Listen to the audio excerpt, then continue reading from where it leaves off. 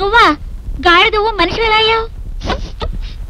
పంతాస్వామిని తన్నాను, మనిషిగా మారిపోయాను. ఇప్పుడు నేను తలుచుకుంటే మహారాజు కుమార్తెనే పెళ్లి చేసుకోగలను. నీ మొహానికి అది ఒక్కటే తక్కువ. వందగత్తెనని నీకింత అహంకారమా?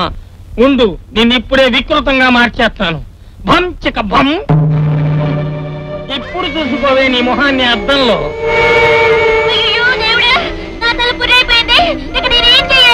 ఏడవాలి.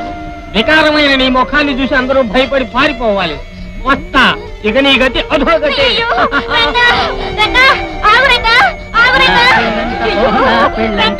నాకు చెల్లెడతా లోకమంతా గోలంట.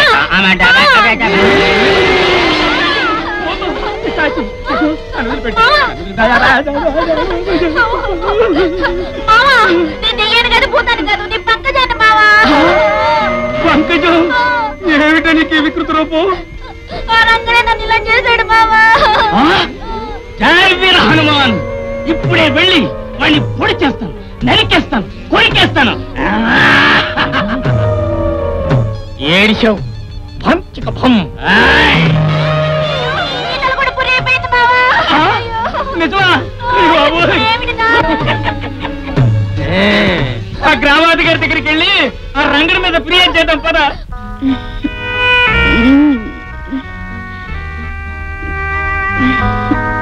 ప్రియా,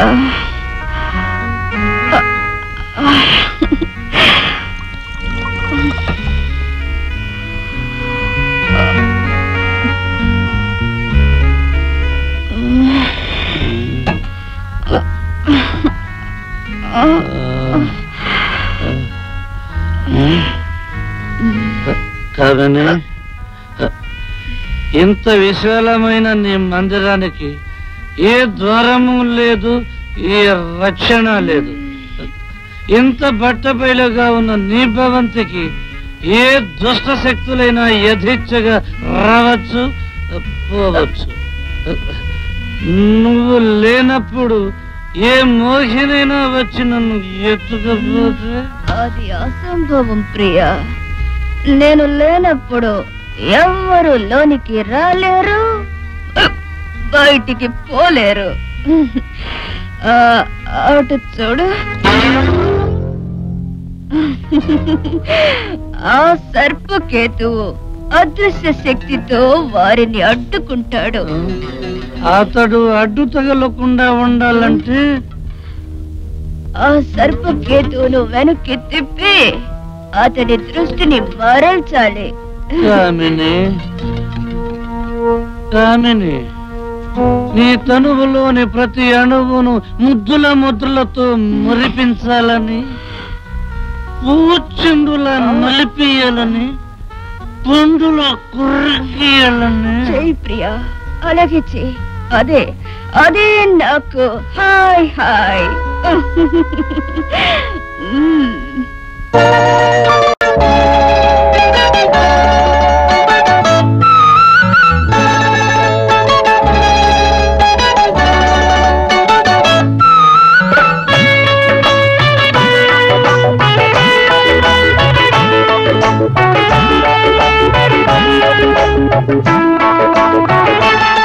వయసున్నది భాగంలో, పొగరున్నది కళ్ళల్లో, సెగలున్నవి సొగసుల్లో, మగవాడైతే పగ నీకుంటే దోచే కౌగిల్లో.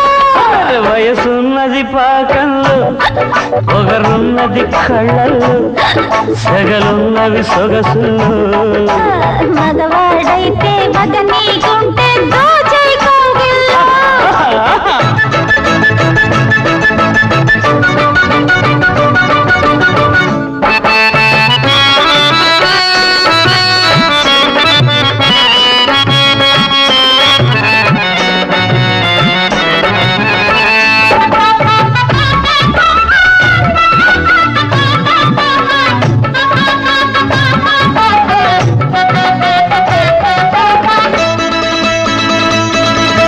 నీ ముందు స్వర్గముండ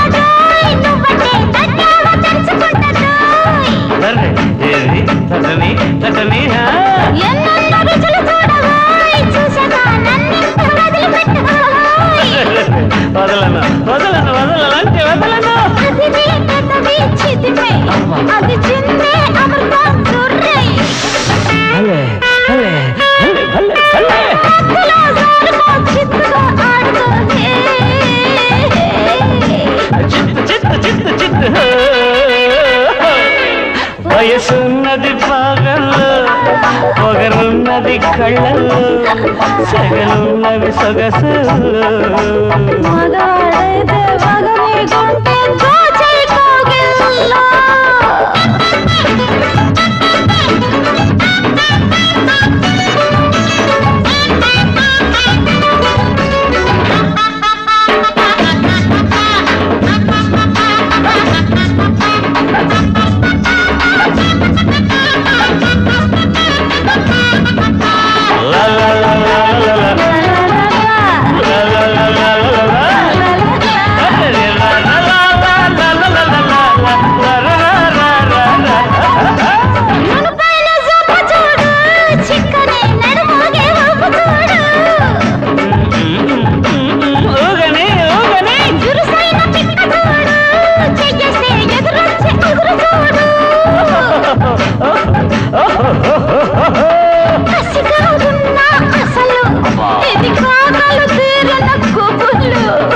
అబ్బో అబ్బో అబ్బబ్బబ్బబ్బబ్బ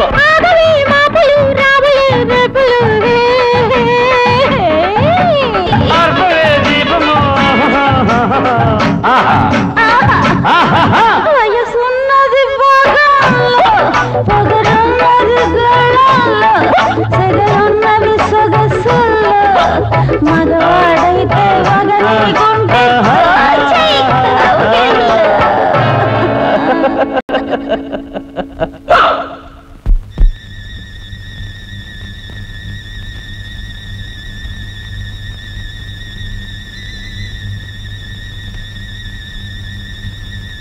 కామిని కామిని కామిని కామిని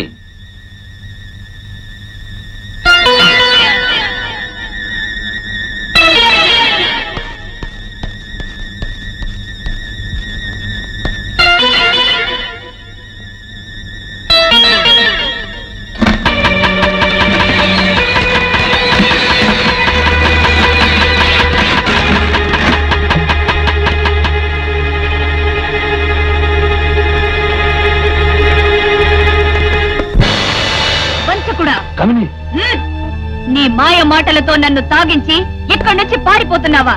ఈ కామినికి ఒళ్ళంతా కళ్ళేనోయ్. ఇంతవరకు నువ్వు నా పగకాడివని నమ్మాను. ఇప్పుడే తెలుసుకున్నాను నువ్వు నా పగవాడివని. నిన్నేం చెయ్యాలో నాకు బాగా తెలుసు.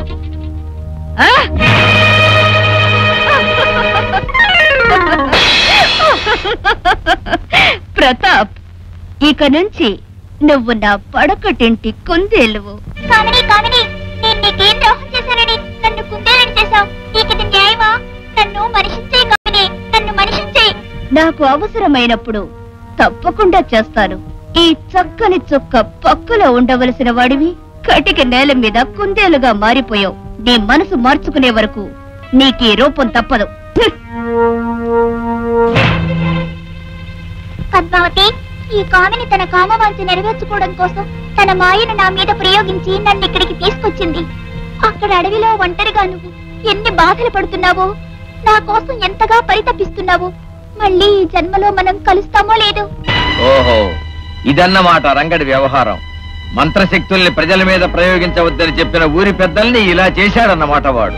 అవును మహాప్రభు, ఈ నల్ల కుక్క నాటు వైద్యుడు నత్తలు రత్తయ్య, ఈ ఎర్ర కుక్క మూతుబరి రైతు ఎండ్రకాయలు ఎర్రయ్య గారు, ఈ తెల్ల మచ్చల కుక్క భూత వైద్యుడు బుడ్డయ్య గారు, ఈ మొండి తోక కుక్క ఊపుకూర గోవిందయ్య శెట్టి గారు, ఈ తెల్ల కుక్క గుడి పూజారి పచ్చిపురుషు పిచ్చయ్య శాస్త్రి గారు. ఇలా వీళ్ళను కుక్కలుగా చేసిన వాడు రేపు మిమ్మల్ని పిల్లిగాను, మీ అమ్మాయి గారిని బల్లిగాను, మీ మంత్రి మార్బలాన్ని రకరకాల మృగాలుగా చేయడని నమ్మకమేమిటి ప్రభు? అది నిజమే సేనాధిపతి. ఆ రంగండికి మనం ఉపేక్షించరాదు. వెంటనే వెళ్ళి వెంట తీసుకొనిరా. మీరు చేసిన ఈ మేలు జీవితాంతం నేను మర్చిపోలేనమ్మా. మంత్రశక్తులున్నది మనుషులకు మేలు చేయడానికే గాని కీడు చేయడానికి కాదు. ఇంతకు నీ పేరు? ప్రతాప్. ఆ కామిని తన కామవాంఛను తీర్చుకోవడం కోసం తన మాయను నా మీద ప్రయోగించి నా ప్రేయసికి నన్ను దూరం చేసింది. ఈ